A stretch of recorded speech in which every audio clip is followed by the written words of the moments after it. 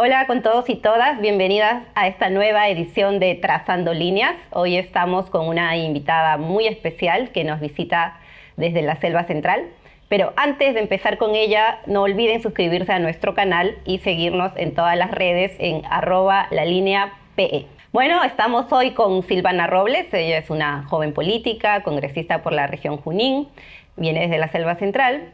Pero ¿quién mejor que Silvana para presentarse? ¿Quién es Silvana Robles? Bien, ¿cómo estás, Anaí? Efectivamente, represento una región bastante cosmopolita, como es región Junín, especialmente, como lo has mencionado, de la Selva Central, y bueno, en representación de un electorado que votó en su momento por el expresidente Castillo, y que pues el día de hoy tenemos bastante que hablar, creo. Muy bien, Silvana. Empecemos hablando por el tema que ha estado al centro de la polémica estos días, la crisis política que suscitó la elección de la mesa directiva del Congreso. Ya Perú Libre había venido perdiendo, bastantes congresistas te veíamos a ti como una de las pocas que quedaba, ¿no? Que siempre tenía a veces posiciones discordantes, pero que tenía una posición firme. ¿Qué te decidió finalmente a dejar la bancada y el partido? Efectivamente, siempre he tenido una postura, digamos, discordante a la mayoría, y yo agradezco que en su momento se me haya respetado. Considero loable esa postura, en este caso del secretario general del partido, pero yo creo que todo tiene un límite, y cuando se traspasa el límite principista de un partido político de izquierda, consideré en su momento que era el momento de alertar al electorado, a las bases del partido, también a la dirigencia. Es por ello que se lleva a cabo una asamblea, y digamos que esto reluce a raíz del comunicado que yo doy, haciendo dar cuenta de mi renuncia a la bancada, pero más no del partido. Claro. Entonces, Anaí, yo tenía la esperanza de que el partido recule en esta decisión de ir con la derecha más recalcitrante que ha tenido el Congreso dentro de toda su historia, y pues lamentablemente esto no se dio. Pues sí, además la justificación que se da, ¿no? Que es indispensable que la izquierda esté en la mesa directiva del Congreso y bueno, podemos ser el segundo lugar, la segunda vicepresidencia. ¿Por qué no se hizo en todo caso el primer año cuando Pedro Castillo necesitaba una mesa directiva propia, ¿no? Era indispensable esa alianza con el fujimorismo, era indispensable en realidad estar ahí en la mesa directiva. ¿Valía la pena el costo? Yo podría entender que de haberse dado una alianza meramente electoral, era, digamos, viable y valedera siempre y cuando hayan tenido la mayoría de la mesa directiva. Pero una golondrina no hace el verano, Anaí. Entonces, tener una mesa directiva con un 90% de la ultraderecha neofascista del Perú, y un representante de la izquierda, era pues aliarse con lo más rancio que ha tenido y que tiene este Congreso. Claro, esto creo que fue algo que trascendió, ¿no? ¿Qué límites hay en las decisiones políticas? ¿Hasta dónde se puede transar con determinadas agrupaciones? Más y aún si te reivindicas como un proyecto de izquierda, transformador, que quiere, en teoría, cambiar las cosas, ¿no? A mí me extrañó también porque surgieron diversos voceros, algunos oficiales, algunos oficiosos de Perú Libre, a decir que se justificaba porque en política no hay ética, ¿no? Que no hay ética en política y que algunas decisiones lo valen todo. Y bueno, eso fue lo que se dijo. ¿Tú estás de acuerdo con eso? ¿Crees que están reñidas la ética y la política? ¿Cómo lo ves? A ver, yo creo que los principios por los que se debe regir un político es precisamente eso, es la ética. Y una alianza, reitero, con el enemigo solo sería valedera si tienes una mayor correlación de fuerzas. Y eso lo sabemos los que hacemos política y los que estudiamos política. Entonces, yo considero una patinada tremenda, con cero mea culpa del partido. Al contrario, han tratado de justificar tal acción tildando a todos aquellos que no pensamos como ellos simplemente de caviares. Te dijeron caviar a ti Me también. han caviarizado a más no poder, han hasta inventado leyendas, ¿no? De cómo es que yo me acerco a la caviarada peruana, por ejemplo. Pero yo creo que generalizar siempre es equivocarse y no se puede estar dentro de un contexto político tan importante que tiene el país y atraviesa en este momento para poder caviarizar a todo aquel que no piensa como ellos, que sí hablan de mucha moral y de mucha ética, pero sin embargo en la práctica es cero de lo que pregonan. Claro, y se convierte, digamos, en un término vacío, además, ¿no? Todo el mundo ya es caviar, todo el mundo que difiere con mi posición, ¿no? Y sí, sí me parece un poco peligroso esto de decir que en política no hay ética, porque incluso Mariátegui lo plantea en defensa del marxismo, ¿no? Hay una ética que se debe diferenciar de la burguesía, una moral de productores que debe hacer más bien prefigurar un nuevo mundo, ¿no? Entonces, si vamos transando todo el tiempo nuestros principios y además, como tú misma dices, también desde una visión de correlación de fuerzas negativa, pues no vamos a poder prefigurar nada, ¿no? No vamos a poder llegar a ningún nuevo mundo, vamos a seguir reproduciendo lo peor de la sociedad que tenemos. Pero yo creo que esto nos habla de un tema que es más trascendente en términos de crisis que estamos viviendo, que es este divorcio entre la sociedad y la política, ¿no? Entre el campo popular, digamos, que eligió con expectativa el 2021 un presidente que sentían que era de ellos, que votaron un partido que efectivamente venía de las regiones y que de pronto sienten que han sido abandonados, ¿no? Lo vimos en el estallido, los partidos de izquierda no aparecieron, si iba algún congresista la gente los abucheaba. ¿Cómo sientes tú, estando además dentro de esa política institucional del Congreso, este divorcio que se está viviendo? Es un divorcio justamente porque los partidos políticos que se supone representan a un público, a un electorado que vota por su lineamiento, su ideario, pues son los partidos los que se divorcian. En este caso, el claro ejemplo es de Perú Libre. Más bien habría que resaltar cómo Fuerza Popular, siendo una derecha la más bruta y achorada que hemos tenido en la historia del Perú, ellos en realidad siguen manteniendo su línea, le han dicho no a la Asamblea Constituyente, no al cambio de constitución, y para justificar esta alianza lo que ha hecho el líder de Perú Libre es decir que seguirán promoviendo la Asamblea Constituyente y la nueva constitución desde una mesa directiva que no le gana en realidad a ninguno de los vicepresidentes que tiene el Congreso. Claro, no ha cambiado en nada la correlación. Pero dime, volviendo a ese tema del campo popular, ¿no? que se movilizó, que salió a las calles, ¿cómo viste tú ese estallido? ¿Cómo lo percibiste? ¿Qué pensabas que iba a salir, que iba a haber esta reacción? Bien, yo considero que el pueblo se sintió herido, por decir dentro del coloquio, en el alma, de que un Congreso de la República haya sacado a su presidente.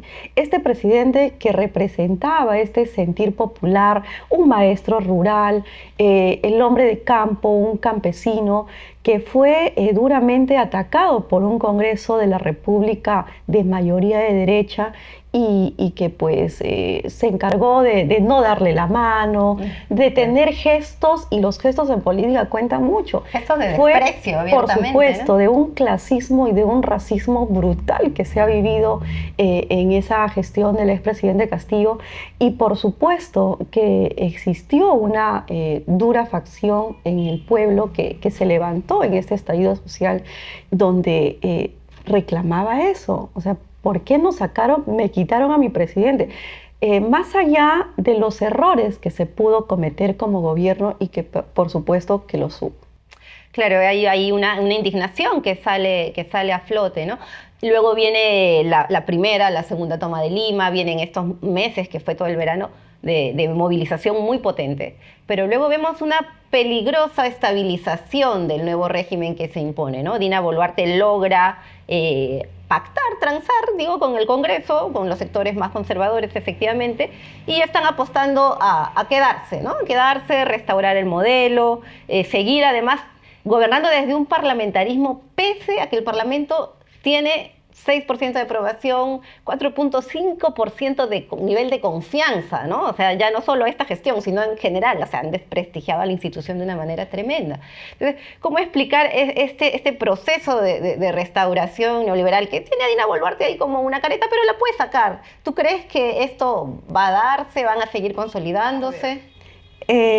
Una de las estrategias que ha tenido la señora Boluarte, y hay que ser claros aquí, esta especie de orquesta que se creó mucho antes de que la señora siquiera soñara con ser presidenta, ya se daba tras bambalinas durante el gobierno del presidente Castillo.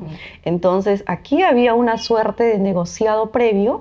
Ella llega al gobierno no sobre la nada, ella llega con un piso de un sostén congresal bastante fuerte ya. ¿Qué quiere decir? Que estos negociados con la derecha ya estaban dados. Ellos ya la veían a la señora Boluarte como la presidenta. Siempre fue su carta, digamos. Por supuesto. Entonces ella se la jugó todo por el todo y se vendió, se entregó a cuerpo entero a la derecha.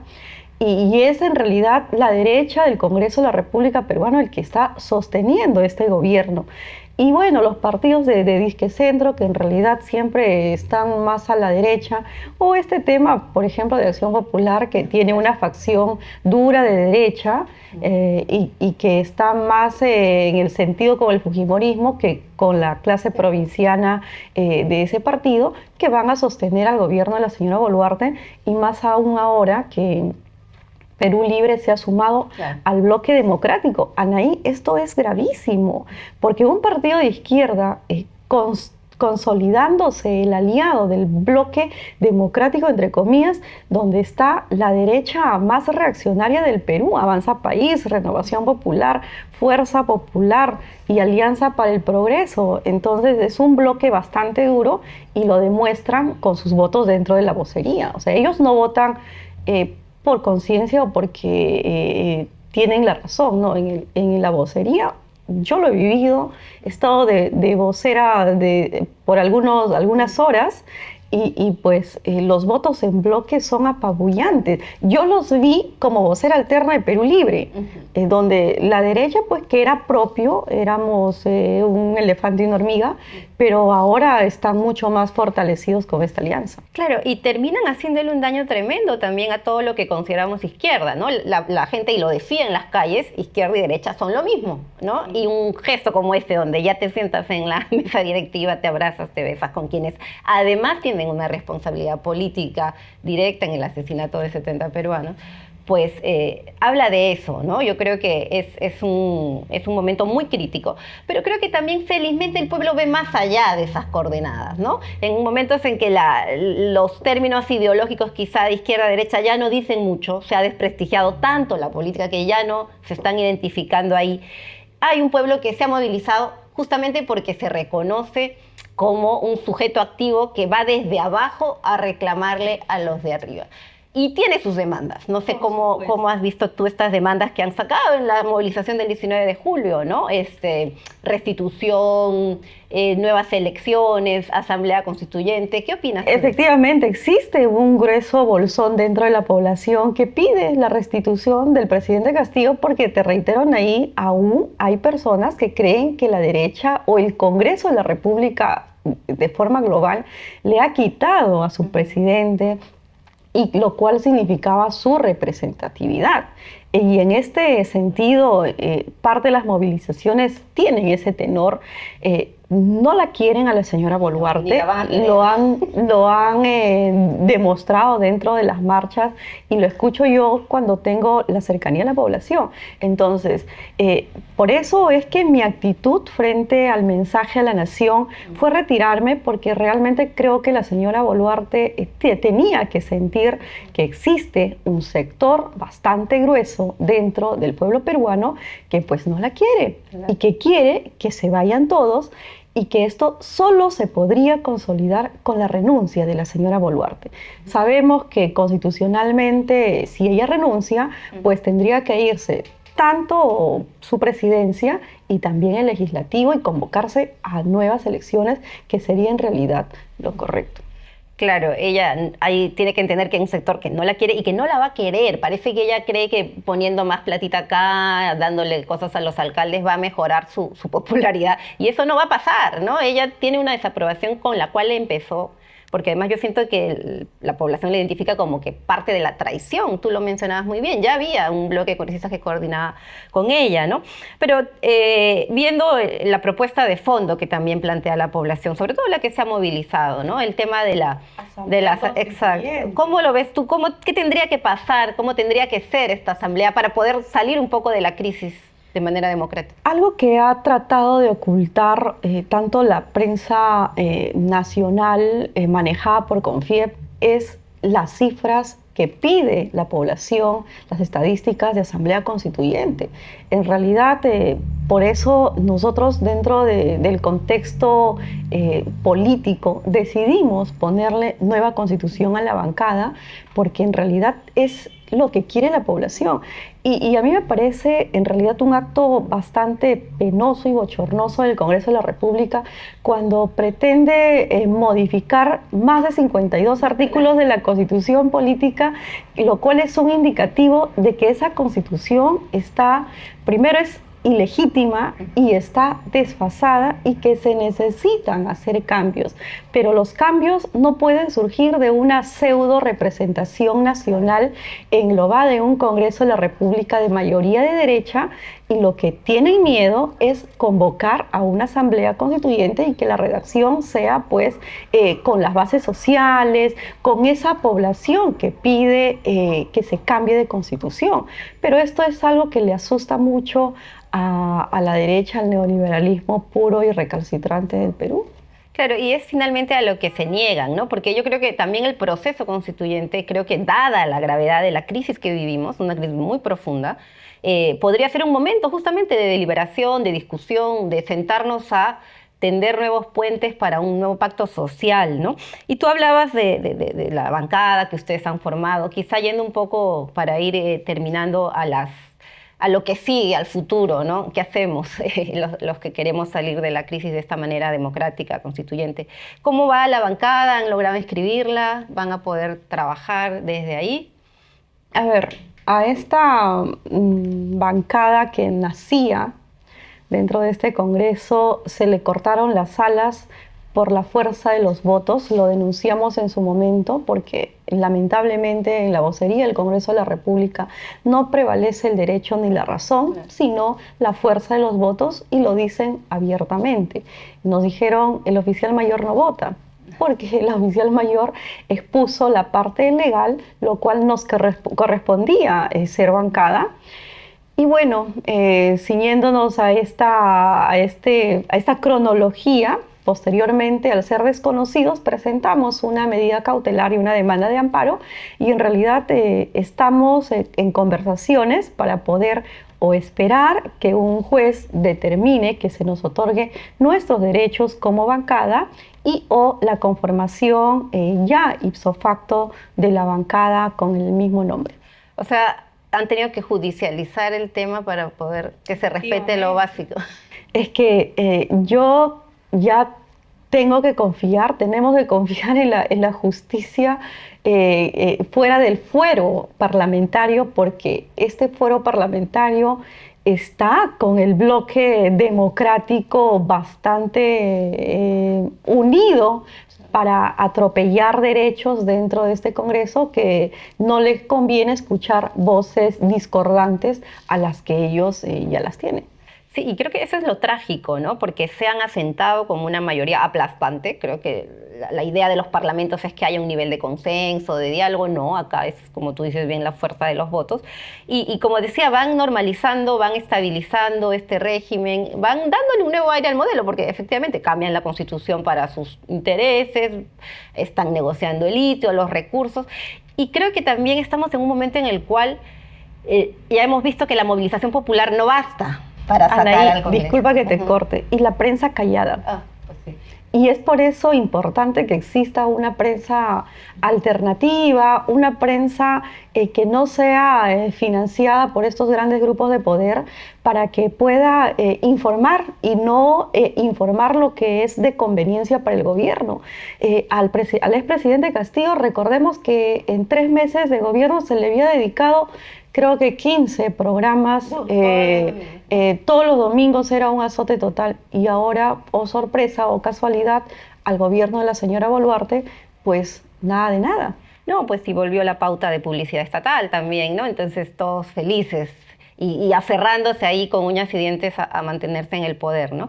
Y como te decía, claro, la prensa no solo no informa de lo que debería informar, no investiga, sino que también estigmatiza, y que lo vivimos en todo el momento de protestas, ¿no? Toda esta campaña contra los líderes, el terruqueo que ya lamentablemente se ha hecho parte de nuestra sociedad. Entonces sí, estamos en un momento complicado, y yo voy un poco a esto, ¿no? El estallido social no va a poder ser suficiente para derrocar este régimen que se ha instaurado, que tiene un pie fuerte en el Parlamento, en las Fuerzas Armadas, en los grupos económicos.